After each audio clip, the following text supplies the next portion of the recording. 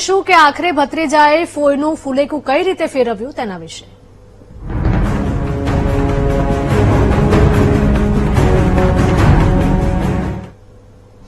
જામનગરમાં રહેતા બે ભાઈઓએ પોતાના જ ફોઈ સાથે ઠગાઈ કરી. શહેરના ખોડિયાર કોલોની વિસ્તારમાં રહેતા બંને ભાઈઓએ પોતાના એનઆરઆઈ ફોઈના બેંક એકાઉન્ટમાંથી બનાવટી સહીના આધારે 5 કરોડ 71 લાખની ઉચાપત કરી.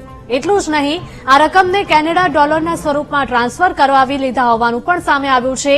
જો કે યુકેમાં રહેતા મહિલા જામનગર આવીને સિટી એ ડિવિઝન પોલીસ મથકે ફરિયાદ નોંધાવી, જેને પગલે બંને વિરુદ્ધ આઈપીસીની કલમ 406, 420 સહિતના ગુના દાખલ કરીને બંનેની ધરપકડ કરી રિમાન્ડ મેળવીને કાર્યવાહી હાથ ધરી છે.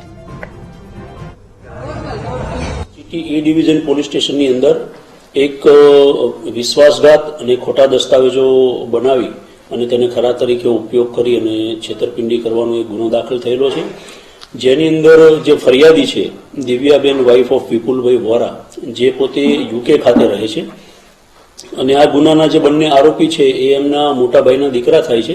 આ દરમિયાન ફરિયાદી બેનની જાણ બહાર તેમને એક્સિસ બેંક અને આઈડીએફસી બેંકના ખાતાઓમાંથી ટુકડે ટુકડે અલગ પૈસા ઉપાડી અને કુલ્લે 5 કરોડ અને 71 લાખ જેટલા રૂપિયા ટ્રાન્સફર કરાવી લીધેલા. અને જે આ કુણાલ છે એ કેનેડા ખાતે રહે છે, તો 4 કરોડ ઉપરાંતની જે રકમ હતી એ એમના કેનેડા ખાતેના જે એકાઉન્ટ હતા એમાં ટ્રાન્સફર કરાવી લીધેલા હતા.